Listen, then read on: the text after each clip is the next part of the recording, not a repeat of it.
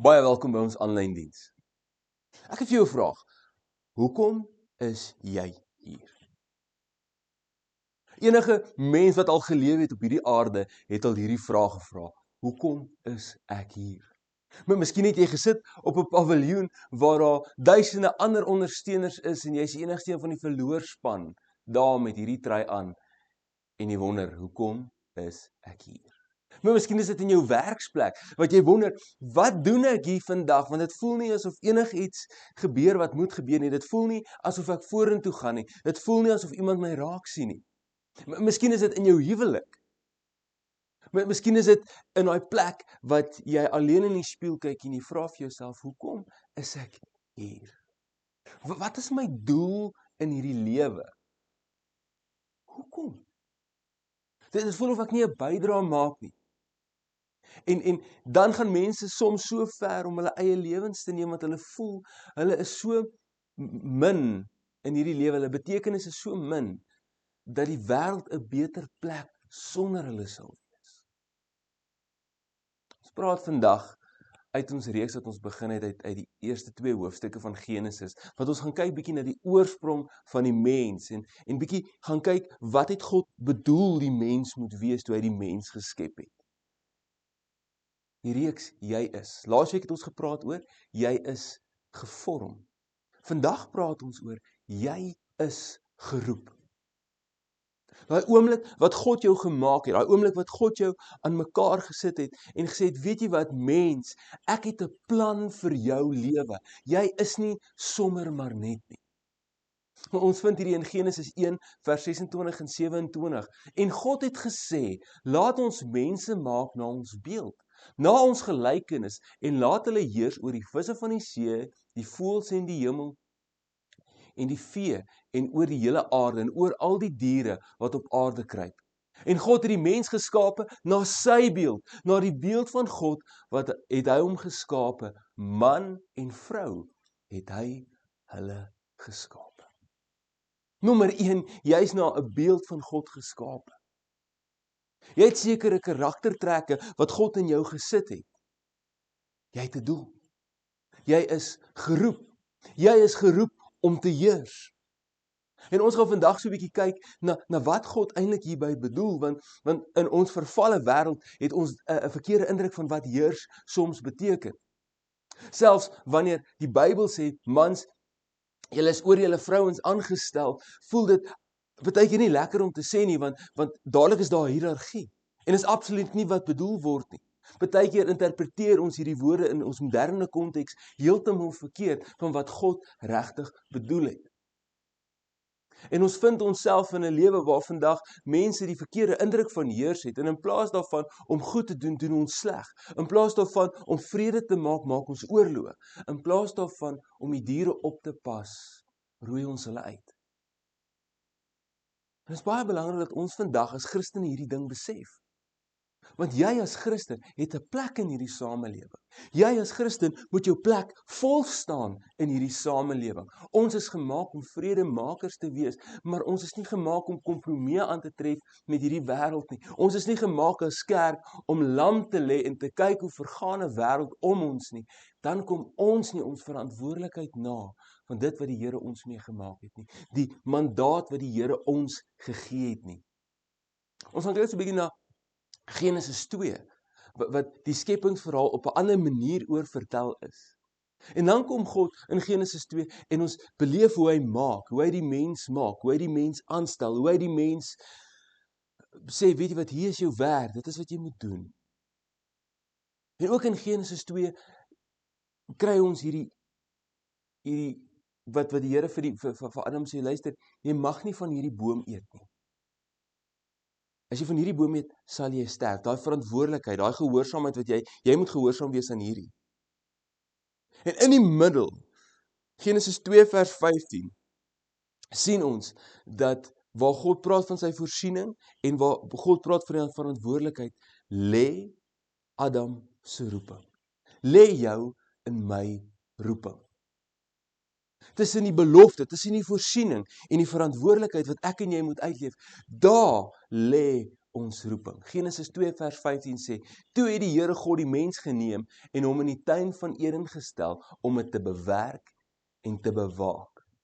4 punte uit hierdie een versie. Hierdie is seker een van die rykste versies in die Bybel vir my. Een van daai verse wat jy net in kan verdwaal.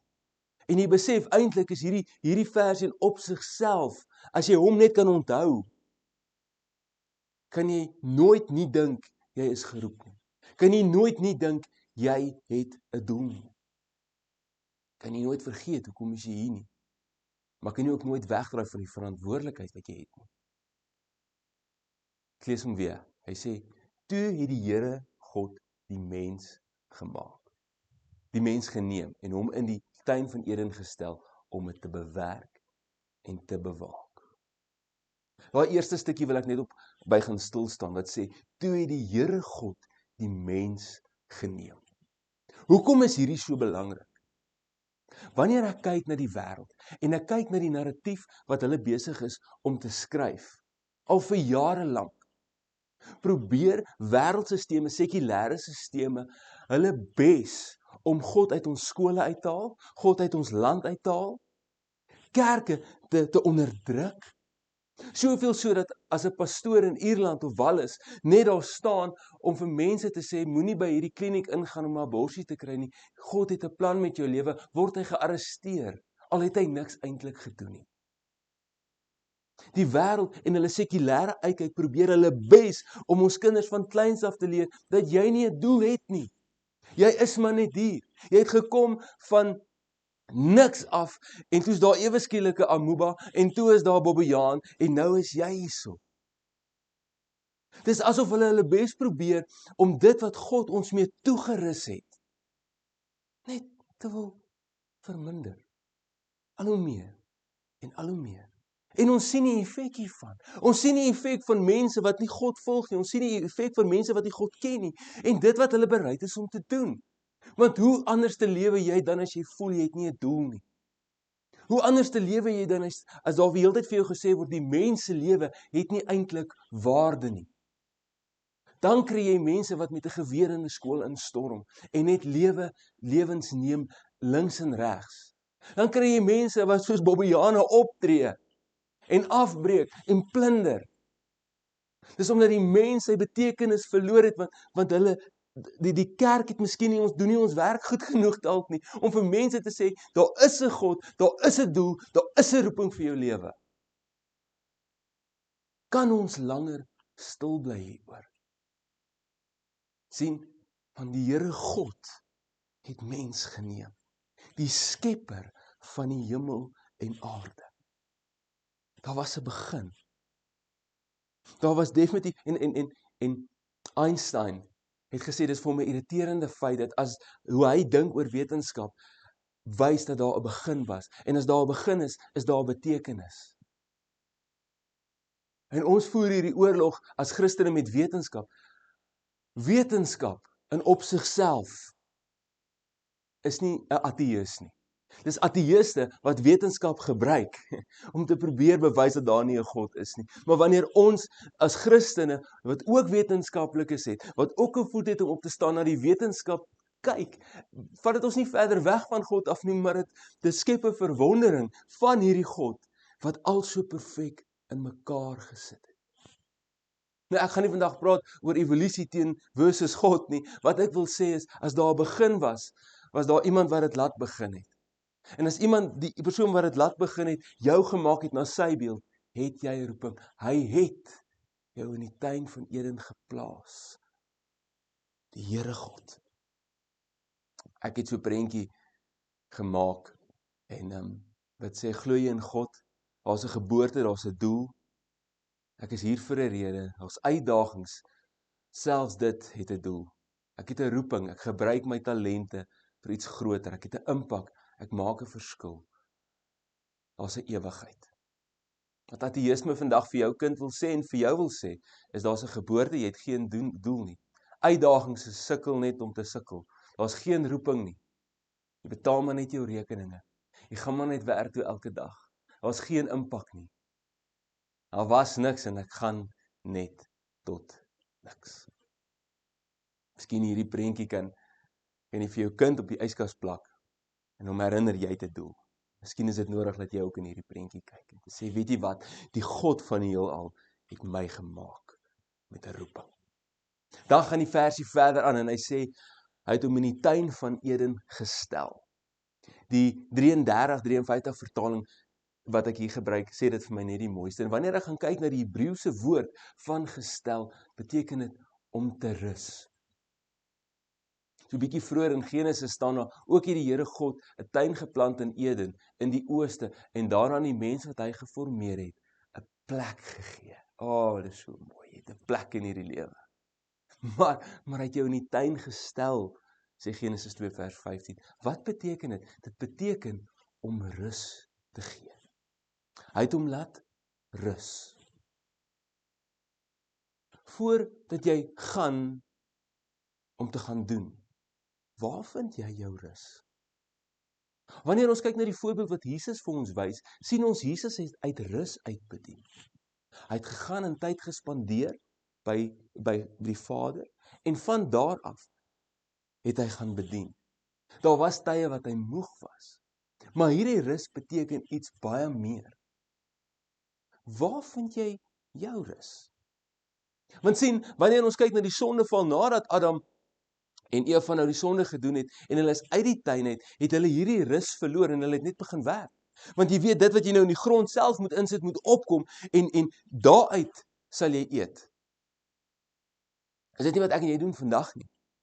Ons gaan werk toe, ons sloof onsself af, vir die sweet van ons aangesig, kry ons salaris, en ons gaan aan, want ons kan nie wag vir Desember se vakansie nie, want dan kan ek gaan rus. En vir al hierdie tyd van die jaar kan ek sien, ons as mens is uitgeput. Dit was 'n rowwe jaar, 'n vinnige een, maar 'n rowwe een. Waar vind jy jou rus? Rus is nie 'n lang naweek nie. Rus is nie 'n vakansie by die see nie. Dis verlof.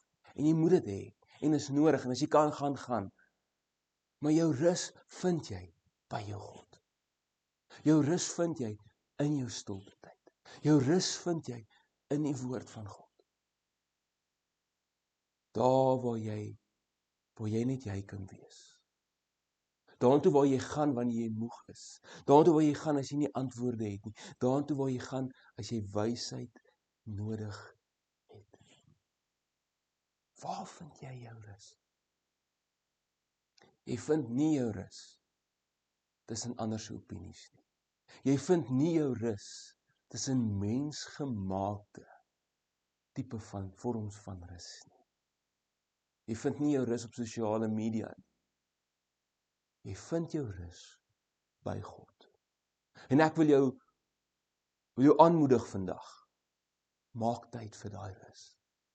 En stel hierdie dissiplines in jou lewe op om te bedien, om te gaan werk, om te wees uit rus uit. Andersins is dit net gejaag na wind.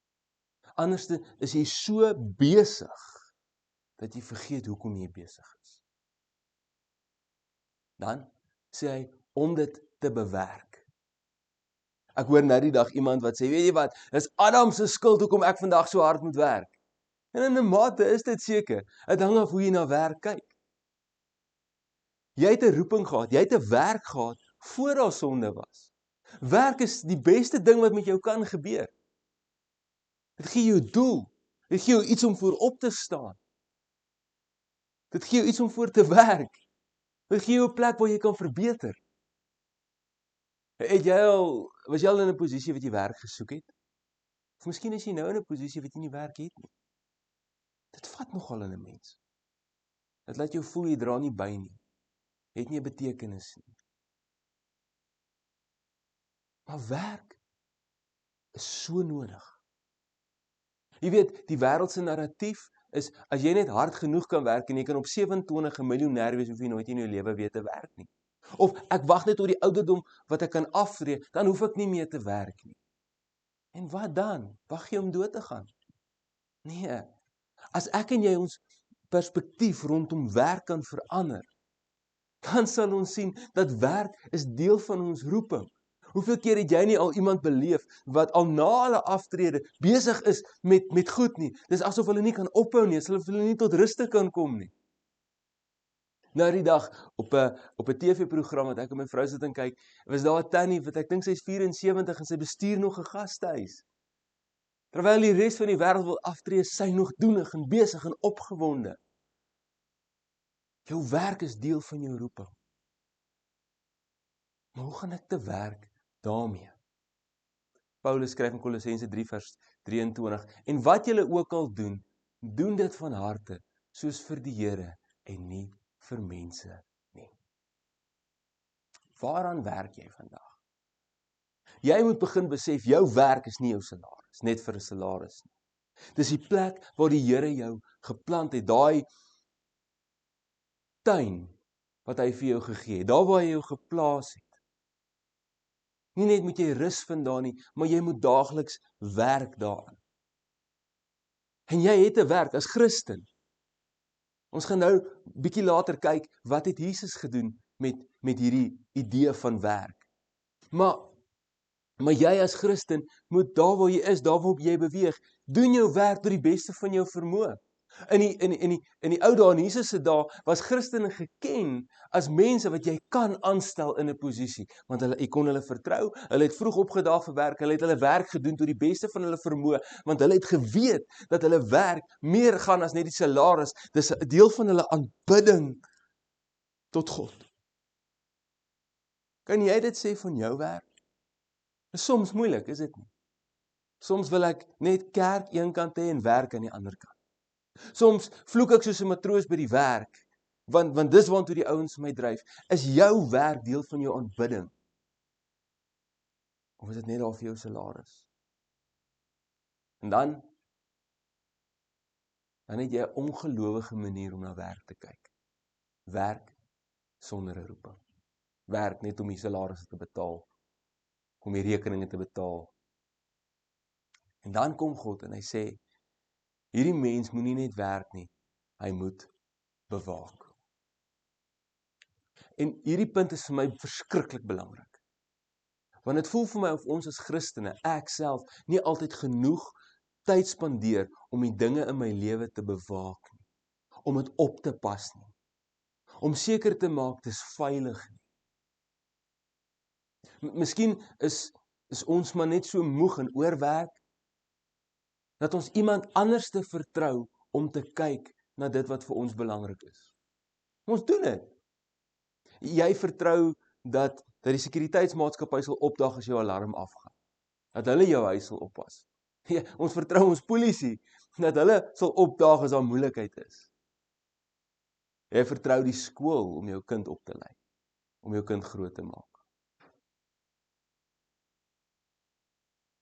Wie vertrou jy met jou huwelik?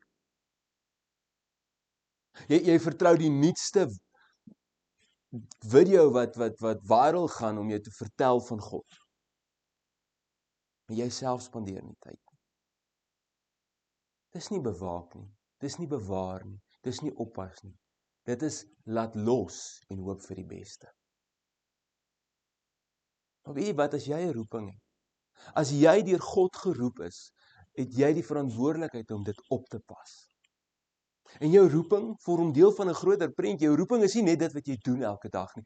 Jou roeping is dit wie jy is, dit wie jy is in jou familie, dit wie jy is by jou werksplek, dit wie jy is voor God. Dit wie jy is met jou kinders, met jou vrou, jou huwelik is deel van jou roeping, jou verhouding met jou kinders is deel van jou roeping. Bewaar jy dit? Ek kyk so na Jesus, en ek sien hy moes 'n paar lyne ook trek soms, selfs met die wat naby hom was. Toe neem Petrus hom op sy en begin hom bestraf en sê, maar God het verhoed, Here, dit sal u nooit oorkom nie. Maar hy het omgedraai en vir Petrus gesê, gaan weg agter my, Satan. Jy is vir my 'n struikelblok, omdat jy nie die dinge van God bedink nie, maar die dinge van die mense. Jesus vind homself waar hy die laaste deel van sy roeping, waarvoor hy gekom het, sy laaste doel, die grootste doel vir sy disippels begin verduidelik. En dis Petrus wat dit nie verstaan nie. Maar dit kom uit 'n goeie plek, hy doen dit nie. Hy wil nie sy Jesus verloor nie. Hy wil nie sien hoe hy sy Jesus doodgemaak word nie. En hy begin Jesus se roeping aanvat. Hoeveel keer het dit nie al met jou gebeur nie? Hoeveel keer het jy dit nie al gedoen met mense nie? Mense wil vorentoe gaan in hulle lewe met 'n spesifieke taak waarvoor die Here hulle geroep het en jy kom en jy sê, nee, dit kan nie so wees nie. Jy bestraf hulle. Of hulle doen dit met jou. Maar jy weet, om jou roeping te bewaar, om jou familie te bewaar, om dit wat die Here vir jou gegee het, daai tuin waar hy jou geplaas het, te bewaar, is baie keer nodig dat jy lyne in die sand trek en sê, tot hier toe en nie verder nie. As jy wil opstaan teen dit wat God vir my voorgeroep het, gaan ek jou vra om uit my pad uit te kom. Dit is nie altyd lekker nie, want dit voel baie keer of ons dan die slegte hou is. Maar dis nie die waarheid nie. Petrus sal gaan en hy sal een van die grootste kerkleiers word wat daar was. Hy het nie sy rug op Jesus gedraai nie. Maar in daai oomblik het Jesus hom net uit liefde uit aangespreek en gesê, jy is nou besig om in my roeping in te meng. Jy is nou besig om by my familie in te meng. Ek wil jou uitdaag as man en vrou van God. Bewaar dit wat die Here vir jou gegee het, met alles wat jy het. Want as Adam dit gedoen het, sou die storie anders te geskryf gewees het. As Adam vir Eva gesê het, luister Eva, daai vrug wat jy nou wil eet, daai ding wat jy nou wil doen, is nie van die Here af nie, en daai vrug gevat en het dit in daai slang se mond ingedruk, dat hy self van daai vrug eet, nou, het die storie anders te gelyk. Maar Adam was bereid om 'n kompromie aan te tref. Eva was bereid om te luister na verkeerde invloed. Waarna luister jy? Wat laat jy toe? Of bewaar jy en bewaak jy dit wat die Here vir jou gegee het? As daai manne kom en sê, hoorie so, ons is nou op die 19de bytjie, drink nog 'n bier. Het jy die reg om te sê, my familie wag vir my by die huis?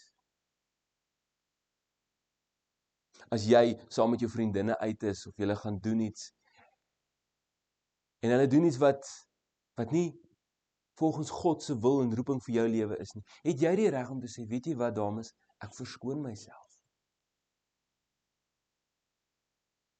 As die wêreld, die sisteme, jou kind wil leer dat hy daar uit niks uitgekom het nie, het jy die reg om te sê, weet jy wat, God het jou gevorm. God het jou gemaak. Jy het die reg om te kyk wat op TV aangaan en vir jou kind te sê, jy gaan nie daai program kyk nie, want dit is nie van die Here af nie. Maar jy self ook, waarna luister jy? Wat is jou invloed? Hou jy jouself op met opsweping of hou jy jou besig met dit wat van die Here afkom? Bewaar jy dit wat die Here vir jou gegee het? Wie is daai mens? Wie is daai Christen wat in liefde kan leef, maar te sê, maar ook te kan sê, nee, ek in my huis, ons sal die Here dien. Op die skerm het ek gesê, Jesus is die perfekte voorbeeld. Sien, Adam was in die perfekte tuin geplaas. Dis waar hy was, deur God. Jesus was in 'n tuin van Getsemane, 'n moeilike plek. En hy het gekies om gehoorsaam te wees aan sy roeping. Adam het rus ontvang voordat hy begin werk het. Jesus het rus in die Vader ontvang. Hy nooi ons ook na rus. Kom na my toe, ek sal vir julle rus gee. Adam moes die tuin bewerk. Jesus het die Vader se werk volbring. Hy sê, ek het u verheerlik deur die werk te voltooi wat u aan my gegee het. Adam moes die tuin bewaar. Jesus het sy disippels bewaar. Hy het gesê, ek het hulle bewaar, sê hy vir die Here. Hy het ook die waarheid en die wil van die Vader bewaar. Jy is geroep. Jy het 'n doel wat die Here jou voorgemaak het. Moet dit nie prys gee vir 'n doellose lewe nie. Moenie roepingloos rondwandel en wonder nie. Jy is geplaas deur God. Gaan bedien en gaan werk en gaan lewe uit rus uit. Gaan werk aan jou roeping. Moenie net rond lê nie. En bewaar dit wat God vir jou gegee het. Hier's 3 vrae vir jou, wat ek graag wil hê jy moet 'n bietjie oor dink in die week wat kom. Waar het God my op hierdie oomblik geplaas? Wat het God aan my toevertrou om dit te bewerk en te laat groei? Wat roep God my om te beskerm en te bewaar? Kom ons bid. Here, dankie vir hierdie oomblik, wat ons net kan weet dat ons geroep is. Ons is nie van 'n aap af nie, Here. Ons is gemaak deur 'n God in sy beeld. En as gevolg van dit het ons 'n werk op hierdie aarde. Dan kan ons uit rus uit en by U rus vind en dan kan ons self weer herlaai. Wys ons wat ons moet doen en wys ons wat ons moet bewaar. En ons dankie daarvoor. Ons bid dit in die naam van Jesus Christus. Amen.